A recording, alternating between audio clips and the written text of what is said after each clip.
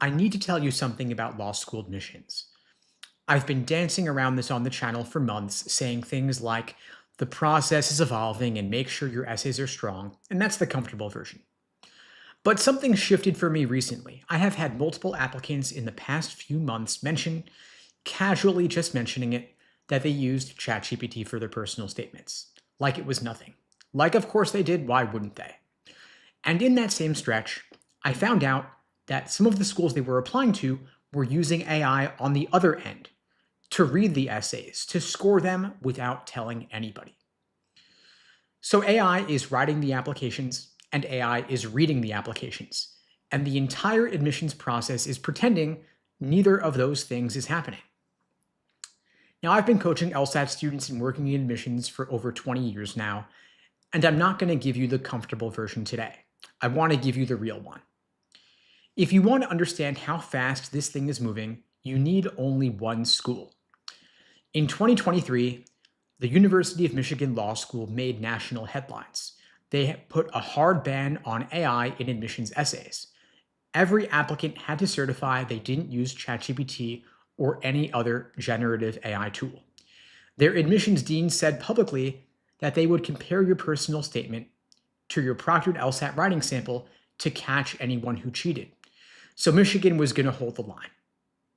That was 2 admissions cycles ago. This past cycle, Michigan added a new optional essay prompt that doesn't just allow AI, it requires AI. The prompt tells you to use generative AI to answer a question about how you use the technology and how you expect to use it in law school. 2 years from sign a pledge that you didn't use it to show us how well you can use it. And Michigan is not some outlier. They are the first school honest enough to admit what every admissions office already knows. The AI ban was never enforceable, and the world their graduates are entering uses AI every single day. But Michigan's reversal is a symptom of something much bigger, and that's what I haven't been telling you.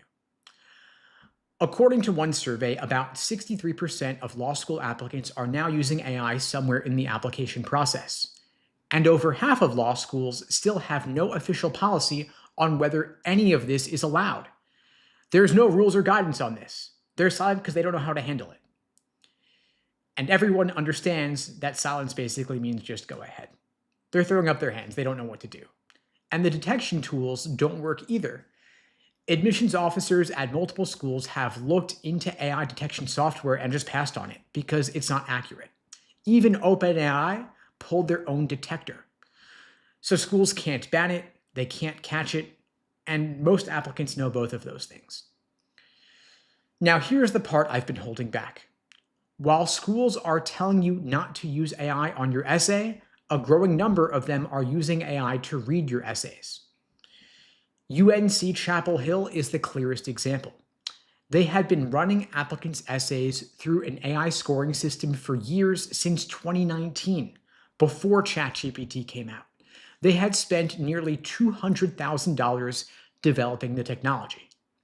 And they didn't tell applicants, they didn't disclose it anywhere. Their own student newspaper had to break the story. And of course, when it came out, the backlash was immediate from parents and applicants and current students. Of course, the school scrambled to rewrite their admissions website, clarifying that humans still make all the final decisions, but of course, AI is still in the process. So they didn't stop doing it, they just got louder about the supposed human element here.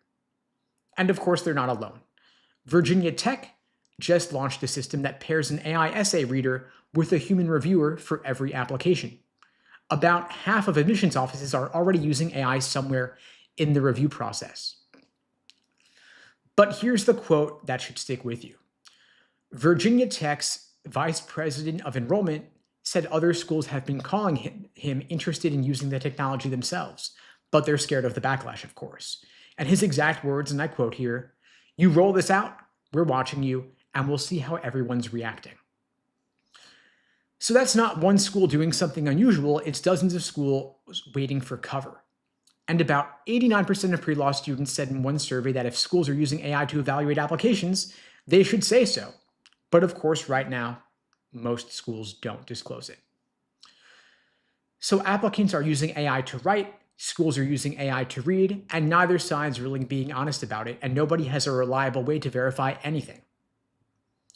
That's not an admissions process with a technology problem, it's a trust crisis everywhere. Now, I want to make this concrete because it's easy to hear all of this and think it's an interesting policy debate, but it's a lot more than that. This hits real applicants, and some of them much harder than others. If you've got a 3.9 GPA and a 172 LSAT, you're probably going to be fine. Your numbers can carry you through pretty much any version of this process, whether it's human or machine. You will clear the benchmarks, the requirements, the hurdles. You're going to be okay on the numbers. But this video is for the other applicant with subpar numbers. Maybe a 3.4 GPA and a 168 LSAT, a splitter applicant. Because the numbers alone may not get you where you want to go. But of course, the applicant with a lower GPA, worse numbers overall, might have had better extracurriculars. Maybe they spent 2 years teaching in an underserved community before applying to law school. Maybe they organized a clinic of some kind, and they wrote a personal statement about a specific family they helped. The moment they decided they wanted to go to law school was in some top 10 reasons list. It was a Tuesday afternoon in a courthouse hallway where a mother found out she could keep her kids. Now, I've read thousands of personal statements over the past 20 years, and I can tell you that a trained admissions reader will pick up the weight of that kind of story in 5 seconds. They can feel the difference between someone who was changed by an experience truly and someone who's just checking a box. And that instinct, built on years of reading thousands of files, is what makes holistic admissions actually work. Of course, AI doesn't have that instinct. It can pick up keywords, it can scan for grammar and structure, but it's not going to be able to feel the difference between a transformational experience and a resume line that's just filling space. It has no nuance or recognition of the human element. An AI first read is basically just a numbers filter. And a numbers filter is honestly the worst possible experience or outcome for anyone whose story is the strongest part of their application. If you're a splitter or a reverse splitter, a first-gen applicant, a career changer, anybody who needs a human being to look at their file and say, this person is more than their numbers. And if you're that person, this is the most important thing happening in admissions right now, and almost nobody's talking about it. So if the essay is losing credibility, if the people writing essays and the people reading them are both using AI, and nobody can verify anything, what's left? What is the single factor everyone can still trust? Because your application essays could still be AI, your letters of rec themselves are more and more AI written, your resume is pretty easy to polish with a chatbot in 10 seconds. Duke already got rid of numerical essay ratings, and one of the reasons they gave was the rise of generative AI. That's a top law school saying out loud they can no longer confidently score what they've been scoring for decades. There is only one thing on your application that cannot be faked. The thing you did in a testing center, on a proctored exam, under timed conditions, with your identity verified. It's the LSAT. And LSAC made this point themselves. They even put out a blog post saying that the LSAT writing sample, the section most people skip or ignore, is now one of the best tools admissions offices have for checking whether an applicant can actually write. And law schools are already comparing your LSAT writing sample to your personal statement when something feels off. We've got a system where every other signal can be gamed. And so the signal that happens under controlled conditions, proctored, becomes the most trusted thing in your file. Now I want to pause here because I know what some of you are thinking. I run an LSAT prep company. Of course, I'm going to tell you the LSAT matters more now. And that's fair. Of course, I benefit when people invest in their LSAT prep. And that's my business. I'm not going to pretend otherwise. But I'd rather tell you something useful that I benefit from than tell you something comforting that leaves you blind. And everything I just told you is true. And none of it is a reason to panic. Because here's what's happening on the ground right now for real. In a cycle where a huge chunk of the essays in the pile are AI assisted, an authentically human personal statement stands out more, not less. And that's new. It didn't used to be a competitive advantage, but it is now. The schools that still do genuine holistic review, and it's questionable how many actually do, of course. They are staffed by human readers who can tell the difference. Admissions can spot an AI essay in the first paragraph, but when they find a real one, it gets a real read, and that still happens every single day, but it only happens if you give them something real to find. Now, most applicants don't know any of what I just told you. They're going to apply on autopilot. They're going to let AI write them something generic and hope for the best. But you now know all of that, and so you have an advantage. Take advantage of it, use it. Remember that, first and foremost, your LSAT score is still the single most trusted signal on your application. It is the one thing that happened in a controlled environment. And in a world where everything else is getting harder to verify, that makes it more valuable than it's been in years. So I want you to invest in your LSAT prep accordingly, take it seriously, diagnose your actual weaknesses, get practice under realistic timed conditions, and get real feedback. A few more points at the top of your range can mean well over $100,000 in scholarship money. Second, I want you to write a personal statement that only you could have written. Specific, not overly polished, not optimized, make it real. With details that no chatbot would ever generate because no chatbot has lived your life. If you were in the courthouse hallway on a Tuesday afternoon and had a moment that changed what you wanted out of your life, out of your career, because in a cycle where half of the essays in the pile read the same, the one that reads like a human being is one that gets a second look. Now, if you are a splitter or a reverse splitter, you want to build your entire strategy around making your story impossible to dismiss. Because the only thing protecting you from an AI numbers filter is a human reader who can see what your stats don't show, so make sure there is something for them to see.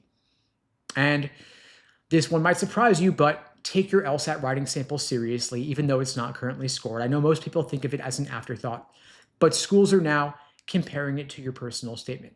And so if your writing sample reads like a C- and your personal statement reads like an A+, that's a red flag. You want to make them match. Now, of course, in 2026, the admissions process is changing faster than most people realize. But if you understand the new rules, you're going to come out way ahead. The people I mentioned at the beginning who told me they used ChatGPT on their personal statement like it was nothing, I don't think they're bad people, but I think they're responding rationally to a system that has stopped making sense. But being rational doesn't mean you're being smart, not in this application cycle. The smart move right now is to be the person who doesn't need AI to carry your application. You want your LSAT score to speak for itself. And you want your application essays to be written by only someone who could have actually lived that experience. And in a system that's losing its ability to tell what's real, being undeniably real is the biggest edge you can have. And of course, if you'd like my help, I'm happy to support you on this journey. I'm offering free LSAT tutoring lessons for everybody watching this now or later. That is an open offer, no strings attached. I'm legitimately here to help you out. I'm a real person. You can book that free LSAT tutoring with me at unpluggedprep.com/start. The link to book it is below this video on YouTube, pinned in the chat on YouTube, in my bio on TikTok and Instagram. That is an open offer. And if you find these lives helpful, I do them every single weekday, same time, same place. That is 2 p.m. Eastern, 1 Central, 11 Pacific, here on YouTube, TikTok, Instagram, wherever you are watching this. If you find this helpful, please spread the word. The only way these lives grow is through word of mouth. I don't do any advertising for these lives, and the algorithm doesn't really boost them because they can't run ads during a live. And so if you could share this to your socials, share it to your Facebook groups, group chats, subreddits, Discords, it would mean the world to me. I really do appreciate the support there. I see a ton of questions here in the chat. I'm going to get to as many of those as I can. Just keep dropping them in. I'll circle back to any I missed and get to them as I can.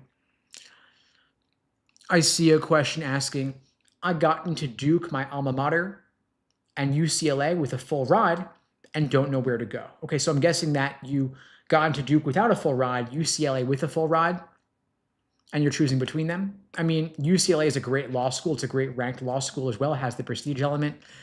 Might be worth going for the full ride. Depends how willing you are to take on law school debt or pay out of pocket versus go for free. But a full ride from a top-ranked law school, it's hard to turn that down.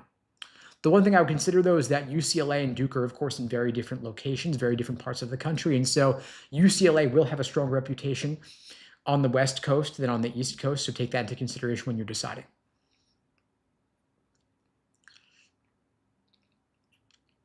Denise is asking, does the school you graduate from matter more than the LSAT?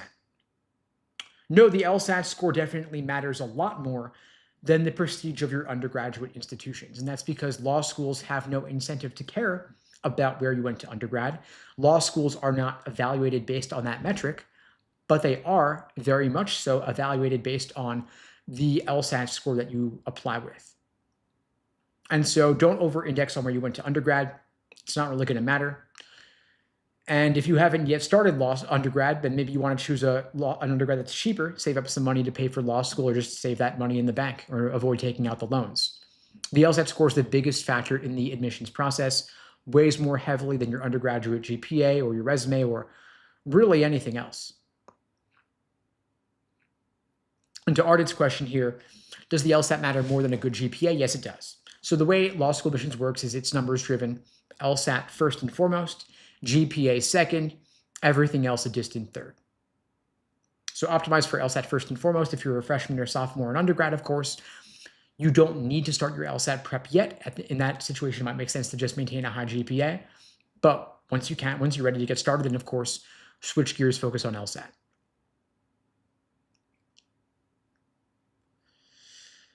Thunder Enjoyer is asking, would being the chief of staff to a statewide elected office offset a rough undergraduate GPA? Well, that's, of course, amazing work experience. Law schools will definitely like to see that on your resume. It could make for great rec letters, great application essays, of course. But the process is largely numbers driven, because what law schools do is they take your undergraduate GPA and your LSAT score, and they have to report those to the American Bar Association. In turn, US News pulls those numbers from the American Bar Association and factors them into the US News rankings calculations. But soft factors like work experience are not quantifiable. They don't get factored in quite the same way. So the way I look at it is, honestly, I wouldn't think of it as work experience offsetting the undergraduate GPA. I would say work experience will help. GPA is what it is. I'm guessing that if you've been a chief of staff, you're probably already out of undergrad, not doing those simultaneously, right? But at this point, it's like, well, the big question mark is the LSAT score. That's the biggest factor in admissions. And so the lower GPA is all the more reason to focus more on raising up your LSAT score, applying with stronger numbers there.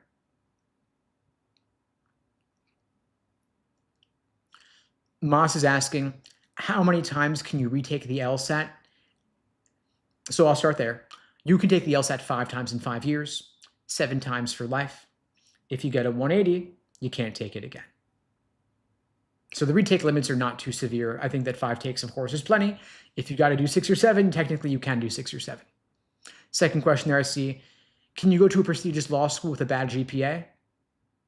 Yeah, you might be able to get into a prestigious school with a bad GPA, provided your LSAT score is strong to compensate. That would make you a so-called splitter applicant. Low GPA, high LSAT, totally fine. Law schools love splitters, and they weigh your LSAT score more heavily than your undergraduate GPA. I see a question saying that their question is too long to type. And so folks, if you want to have a more in-depth conversation, if you want to get some more personal feedback on where you're at, craft an action plan for your law school admissions, getting a strong LSAT score, I'm happy to help you out. If you want to go beyond what we can do in this format here, you can book a free LSAT tutoring lesson with me. We can talk through it personally. The link to book that free tutoring with me is unpluggedprep.com/start. The link is below the video on YouTube, pinned in the chat on YouTube, in my bio on TikTok and IG as well. Happy to meet with you personally.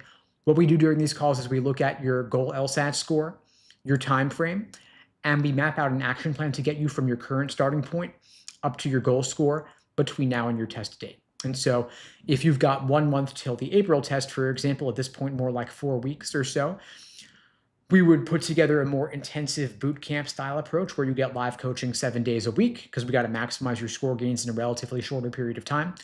If you're taking the LSAT in roughly 3 months for June or 5 months till August, we'll take a more slow and steady approach, which of course is preferable. We don't want you to burn out. And so we'll map out what that could look like too. In terms of study resources, What I would recommend is keeping it entirely online because the LSAT is online. I wouldn't use any physical books because then you're not acclimating yourself to the test day format.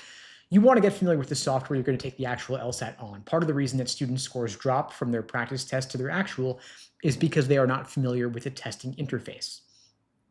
But if you can get familiar with the software, the underlining tool, the highlighting tool, the flagging function, the process of elimination, it's going to go a lot more smoothly. And there are other reasons to avoid the books on Amazon as well. Part of it's because a lot of them are AI slop written by ChatGPT, really generic, useless advice that a lot of it's outdated or contains legit mistakes to be avoided at all costs. And then the other thing is that the LSAT has changed a lot over the past couple of years, and a lot of the books are outdated as a result. A lot of them are referencing logic games, for example, which have been off the test for almost 2 years. Zana Horia is asking, do you offer evening tutoring? So yeah, we actually have coaches available 7 days a week, morning, noon, and night. And we can accommodate all different time zones. We have coaches all over the country and all over the world, actually. And so we can always work out for you what's going to fit your schedule. And so after you join the program, during your onboarding, we look at your schedule availability, of course. But not only that, we also look at your learning style, personality fit, weak areas, current score, goal score. We take all of that into consideration to match you with the best coach for you. And that way, when you get your coach's calendar link, you'll find times that work for your schedule and you'll actually connect with your coach and have good rapport. But of course, if for whatever reason you wanted to switch coaches, you could do so. You could do so, no questions asked, and we'll be happy to make the change. But that rarely happens. I see Michael's asking, how closely do admissions offices look at grade trends? Can an upward trend compensate for being a splitter? And so, strictly speaking, admissions is numbers based. It's GPA and LSAT, but having an upward trend in your grades is definitely useful context. I mean, it's a lot better to be going up than to be going down. Basically, the trajectory would tell a story like, I had difficulty adjusting to college during freshman year. It was a bit rocky at first, but I ultimately figured things out. Or I had a temporary dip one semester because of a health issue or a family obligation, but once that resolved and I course corrected, my GPA and grades went up. Totally fine. I wouldn't worry too much about it.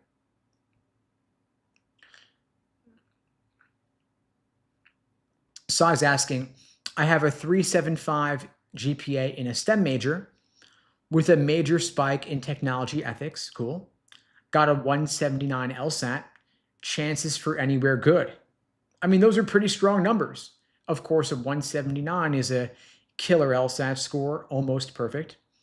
3.75 is a pretty good GPA, especially for a STEM major. And that's at or above the medians for most law schools. I mean, maybe not the T14. Their GPA medians are more like a 3.9. So a 3.75 is technically below that, but the LSAT score more than makes up for it. And the context of it being a STEM major is definitely going to help a lot as well. So I wouldn't be concerned about the GPA. I'd say definitely highlight the STEM major, the background in that field, and law schools are going to love it. John's asking, does major matter at all ever? It's context.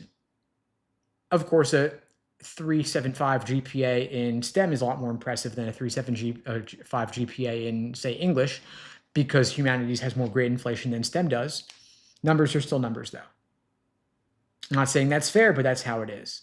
But law schools ultimately don't care that much about what you majored in because, again, they're not evaluated based on that metric. They only care about the numbers, strictly speaking, because that's what they're evaluated on.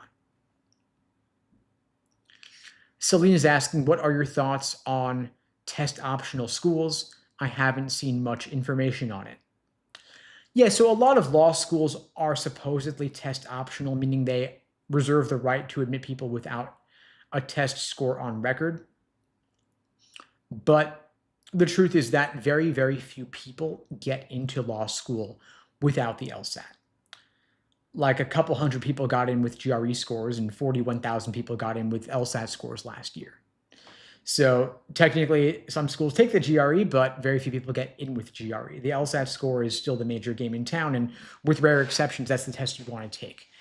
If you have a really incredible work background, or you're a Rhodes Scholar, Fulbright Scholar, you work in AI or something, maybe that will allow you to avoid the LSAT and you'll still get in. But for the most part, They want to see an LSAT score because that's what's demonstrated to be predictive of how you'll do in 1L, how you'll do on the bar exam. And law schools don't want to take people who are going to flunk out.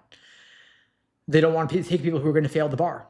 And the LSAT score is a good indication of how you'll do. Of course, it's not destiny, it's not proof, but it's the best tool they have to evaluate your readiness for law school. And so if you're applying without an LSAT score, it's like a big red flag. It's like, well, why didn't this person take the LSAT? And then beyond that, you're also selling yourself short because you're losing the number one lever for getting scholarship money. Law schools give you scholarship money largely based on the strength of your numbers. And if you're replacing an LSAT score with a big red flag or a big question mark, it's like, well, did this person not take the LSAT because they weren't going to do well on it? Not saying that is the case, of course, but it raises the question, and you never want to leave unanswered questions. And then beyond that, imagine two applicants. One applies with no LSAT. One applies with an LSAT score above the medians of the schools they're targeting. Who's going to get in? Who's going to get scholarship money? With the strong LSAT score, you give them reason to give you scholarship money. And you could say, well, maybe that person has a strong GPA but no LSAT. And it's like, well, you've got a GPA that's strong, but grade inflation is ridiculous, right? It's out of control. And so did this person take easy A classes and get a 4.0? Okay, the 4.0 is nice, and yeah, it'll help for US News, but is this person actually ready for law school and actually capable? Or did they just take easy classes and then skip on the one objective metric that cannot really be gamed quite so easily, which is the LSAT?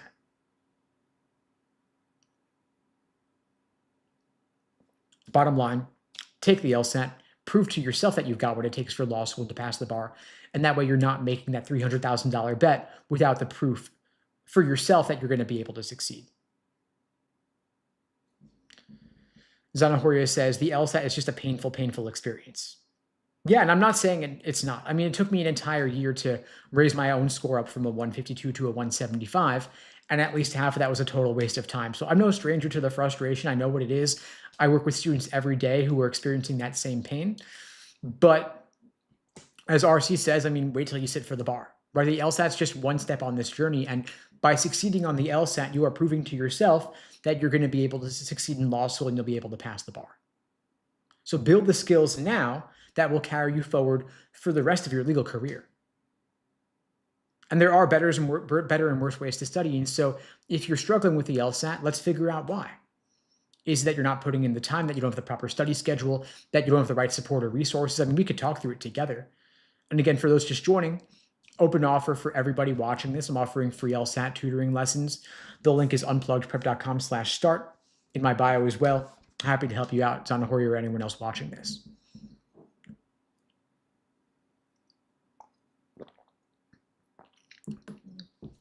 Motorcycles is asking, how much does the average lawyer make?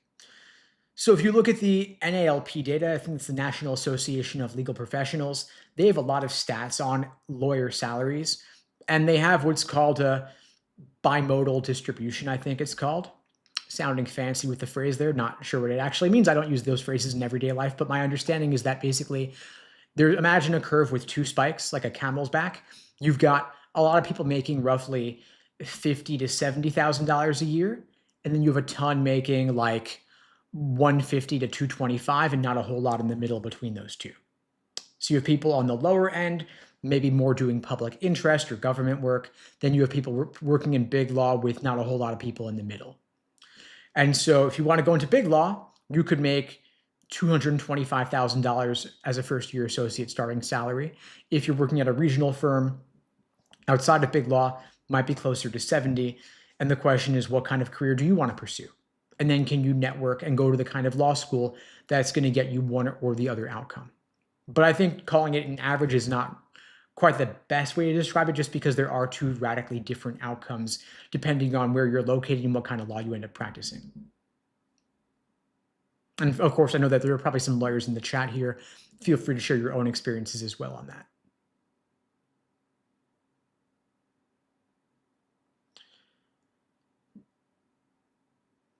I'm scanning through here for other questions in the chat, folks. Feel free to keep them coming.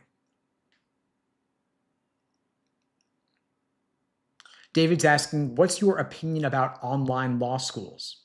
I think it's awesome. I think that I wish that more law schools were offering online education. I think the American Bar Association has been way too slow in providing accreditation, meaning allowing law schools to offer online education. At this point, though, there are at least 15, 20 law schools or more that are offering some form of online education, either hybrid, meaning mostly online, partial in person, where you go to the campus for a couple times per semester. And then there are some that are totally online. Some classic examples of online law schools are St. Mary's in Texas, Syracuse in upstate New York, both offer online. Mitchell Hamlin was one of the first offering a hybrid program. There are several others if you just go on the ABA website.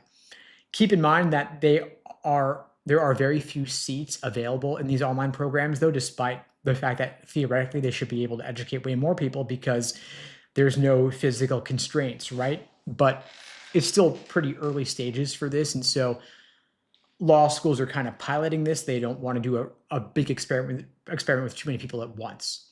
So keep in mind that because there's a lot of demand for online and very few seats available, the requirements to get into an online program are higher than they would be for the in-person version of that school.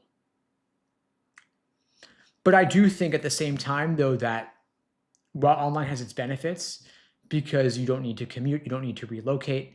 If you are working full time and need to stay in person at your current location, or you have family obligations, it makes sense, as Jordy's saying in the chat there, they are prioritizing more non-traditional students like parents and older applicants. The downside is that you lose the networking element and the social element as well. And you're still paying a fairly similar price. So just something to keep in mind. But if you're not going to be able to make it work otherwise, then of course, better online than not at all if it's what you want to do.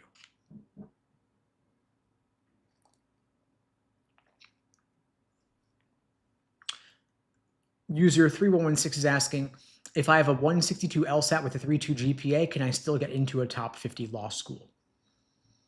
Maybe. Those numbers do seem a little low for top 50 though.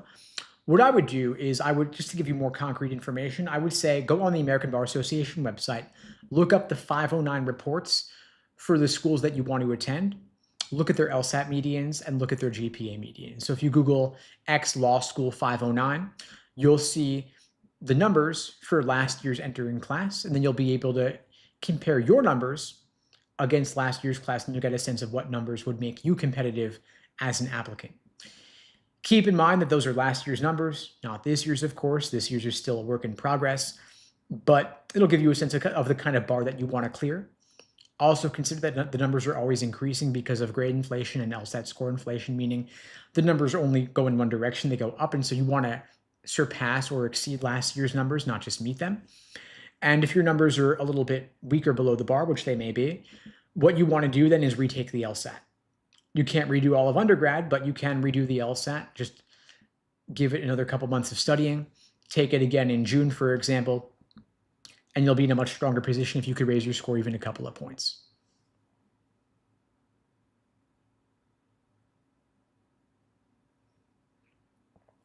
Lexi's asking, I'm planning to take the August LSAT. When would you recommend starting one-on-one tutoring? I would start now. I mean, the best time was yesterday. The second best time is today. I mean, the thing is that when you're studying on your own, you don't know what you don't know. But once we add some support into the mix, there's usually a pretty quick score boost, meaning there's going to be a lot of low-hanging fruit. A lot of students make the mistake of just kind of winging it themselves with a textbook or drilling questions by type without taking full exams or building a strong foundation, or they're doing too many exams without laying the groundwork first. And so if you want to get some feedback on your study plan, if you feel like you could benefit from some more personal support and guidance, rather than just going it alone, you can book a free LSAT tutoring lesson with me personally, and we could talk through it together. I'll give you some feedback on your current approach, see if I could give some pointers to help you find a more efficient method and help you course correct on your weak areas. And so if you want to talk through it with me, you could book the free call. The link is unpluggedprep.com/start. It's below the video on YouTube, pinned in the chat as well in my bio. And the benefit of starting earlier and front loading the support is that then you reap the benefits of that by allowing you to study more efficiently throughout the rest of your studying. In other words, whatever you learn from even just a single tutoring session, you could then apply for all of your studying for the next 5 months till August, and you could get more out of every single hour you put in going forward.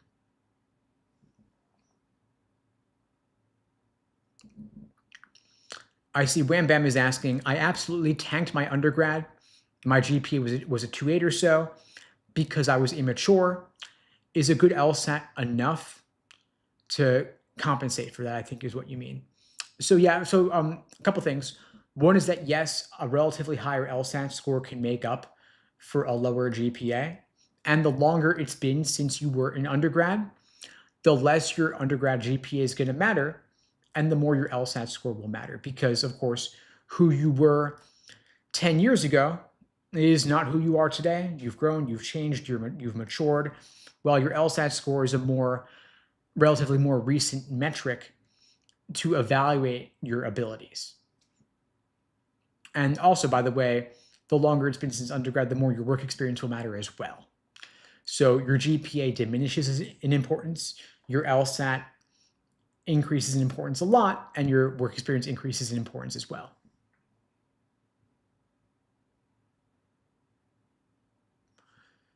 Just scanning through for more questions here. I see T says, I have a 368 and a 173 LSAT. I've been waitlisted or rejected everywhere so far. Do I have a chance? Okay, so I'm curious what law schools you applied to. I mean, was it only T6, for example, like the top 6 schools? Because I mean, your numbers are not terrible, but they are rough for the T6 is rough in general, right? I mean, if we're talking about the top 6 law schools like Harvard, Yale, Stanford, Chicago, Columbia, NYU, those kinds of schools, I mean, their GPA medians are around a 3.9. And so a 3.68 is significantly below on that. Their LSAT medians are 170 to 174. And so you're in a good spot on the LSAT, but you are below on the GPA. And so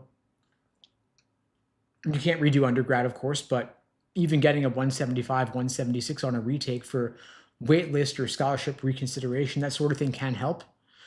And honestly, a lot of folks get waitlisted this cycle. It's a pretty brutal cycle just because of the number of applicants this year.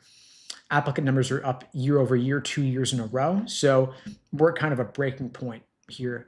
And so it's not fair or right, because a couple of years ago, your numbers might have gotten you in. Now you might get waitlisted or rejected. And so either retake the LSAT, send letters of continued interest, reiterating your interest in the school, sit tight,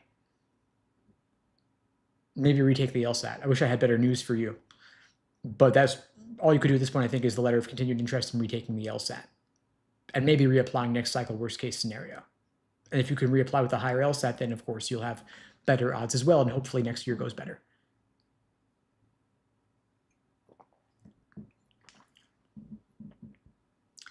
Chrissy asks, what if I just completed an MBA? Would that be considered instead of undergrad? So for law school admissions purposes, only your undergraduate GPA matters. They do not consider grad level GPAs in their calculations. So in other words, if your undergrad GPA is low, doing an MBA is not going to help, strictly speaking, on the numbers. It becomes like a soft, it becomes like context where they can see that you did an MBA and they're like, cool, but your undergrad GPA is still low. So if you want to improve your odds, the best thing you can do is, rather than spending a lot of money and a lot of time earning an MBA, I would get an LSAT. I would get a higher LSAT score. I would focus that effort on the LSAT score. And if you're like, well, I just did the MBA already and I'm done with it, I'm like, okay, well, that's good that you did it, but it's not going to help, strictly speaking, for the numbers. And so my advice to you would be, now that you're done with the MBA, if you have in fact completed it, devote that energy now to the LSAT and get a higher score. You could take the LSAT in June for your first take and August for your second take as a backup if you need to, and then you can apply as soon as applications open in the fall.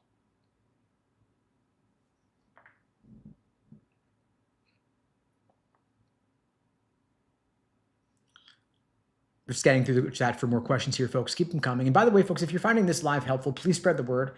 I do these lives every single weekday, same time, same place, 2 p.m. Eastern, 1 Central, 11 Pacific, on YouTube, TikTok, Instagram, and so on. I do appreciate your support, spreading the word, share to your socials, group chats, Facebook groups, Discord, Slack. I do appreciate your spreading the word. The more this grows, the more I'll expand it over time. I see Dwight's asking about LSAT prep resources.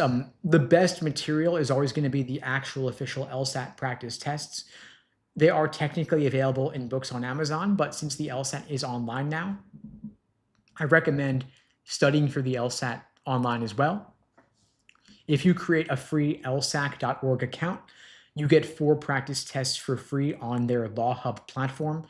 You can get the others with a Law Hub Advantage subscription. Well worth it. There's nothing like using the real deal for practice tests. But of course, they don't come with explanations or feedback or guidance. And so that's where we fill in the gap at LSAT Unplugged by giving you personal coaching programs.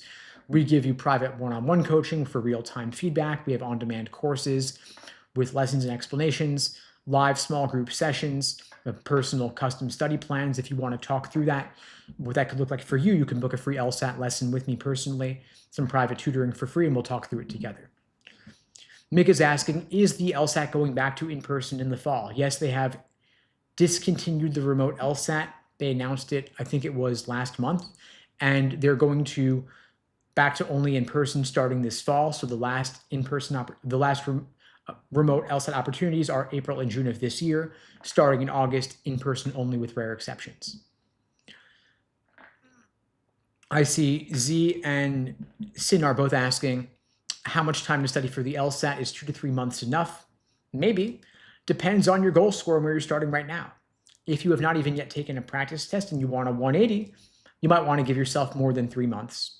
If you've already been studying for a little while or you're not too far off from your goal score, then maybe 2 to 3 months could be enough. I mean, the LSAT is almost 3 months away in June.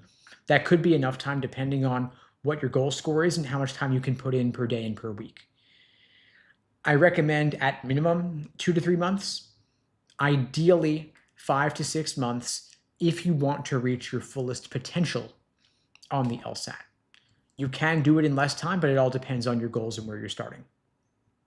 And if you want to talk through what your personal situation looks like and how realistic it is for you to get to your goal by a certain test date, we can talk through it together. If you want to book the free call with me, the link to book the free call is in my bio.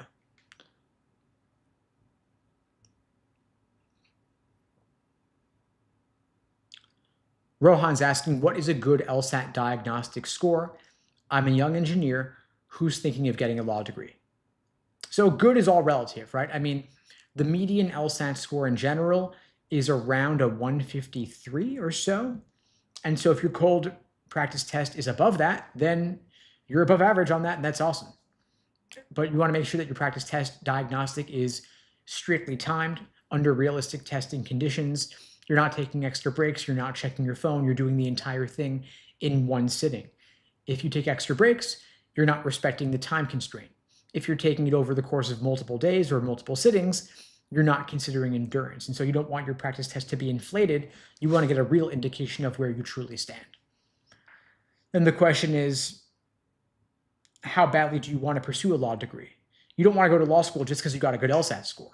A good LSAT score is, in my view, necessary, but not sufficient, right?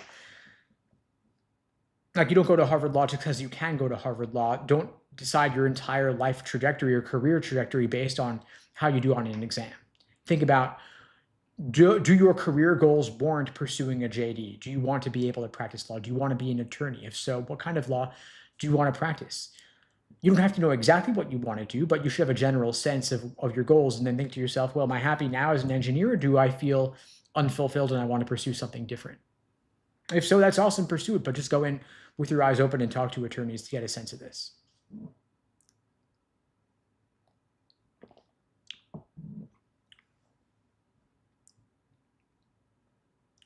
Hike is asking, is a congressional internship a really good soft or mid?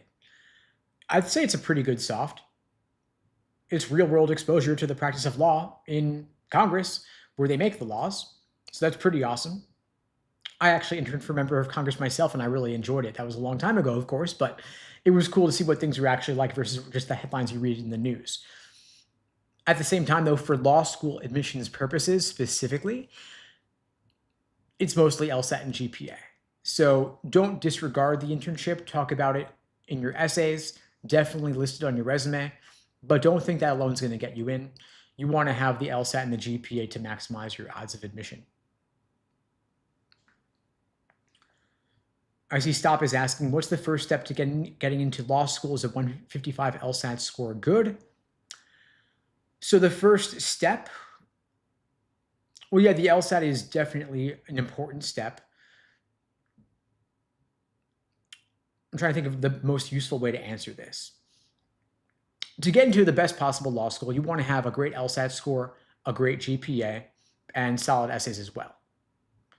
Assuming that you've already taken care of your essays, or the essays are going to be taken care of no matter what, and your GPA is pretty good, or you're pretty much done with undergrad, the LSAT score is the number one area that I would recommend that you devote your efforts to right now. A 155 LSAT is slightly above the typical or median LSAT score, but in my personal opinion, it's not going to be enough to get you into a law school worth attending.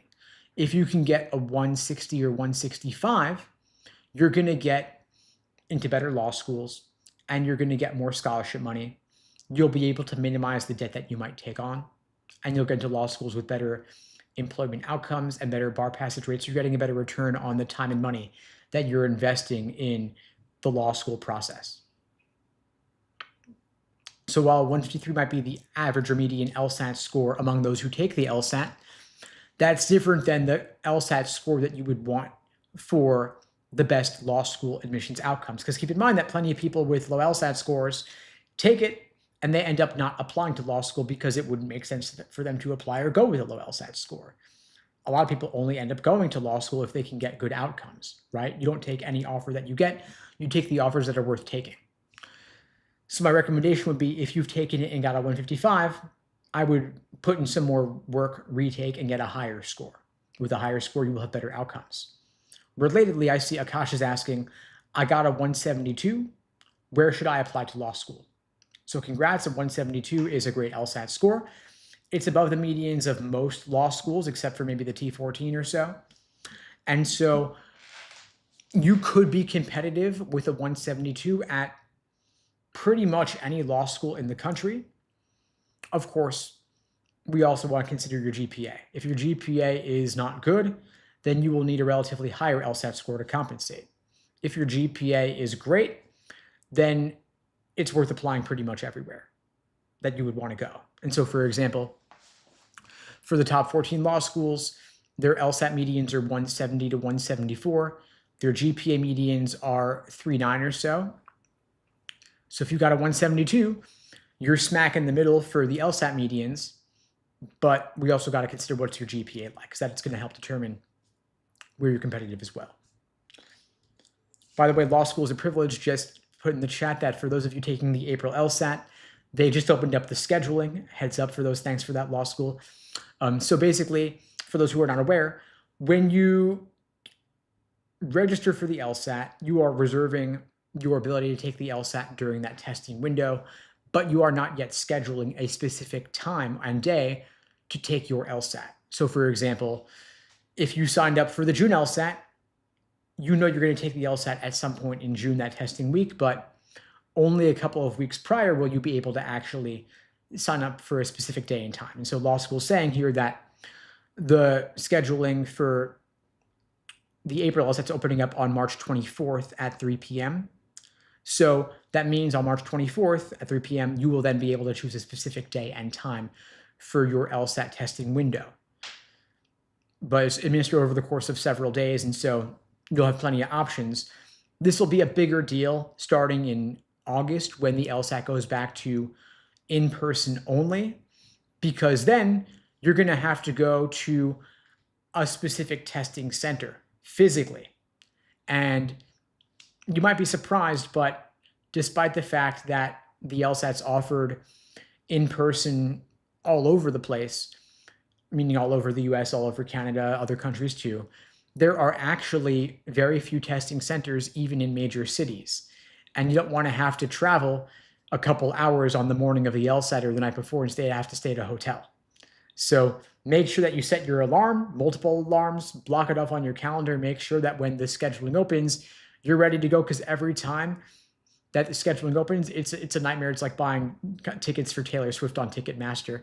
You're hitting refresh, you're in the queue. You could be spending hours on this. So don't sleep on that. Book it as soon as you can.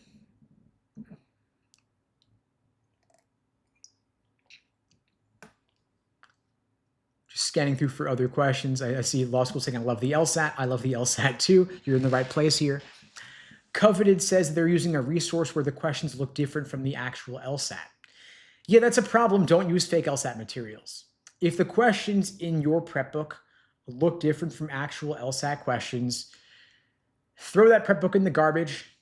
Give it to your worst enemy. You're wasting your time. The LSAT is too important and your time is too valuable to spend it on resources that are not reflective of the official LSAT. The people who make the LSAT, the Law School Admission Council, they have released thousands and thousands of practice questions. There are literally something like 7,000 to 8,000 questions available online in the Law Hub platform. You get 400 questions or so for free in the 4 practice tests on Law Hub that you're available without a paid subscription. But these questions are the real deal. They are actual previously administered LSAT practice tests. And so that's what you want to use for your studying. The fake LSAT questions in the books on Amazon, the AI slop books, they're unrealistic. They contain mistakes. There is nothing more frustrating than studying out of a book where you can't understand the questions because the questions themselves are flawed, meaning there is no right answer, or there are multiple right answers, or the book contains questions that are not even realistic for what you'd see on the LSAT. It's like what ChatGPT thinks the LSAT is may not be what the LSAT actually is. So don't waste your time. Stop using that resource. Use the official practice tests on Law Hub. That's the best way to study.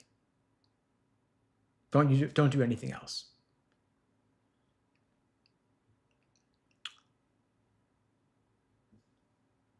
I see law school says, I scored a 164 on my 3rd try.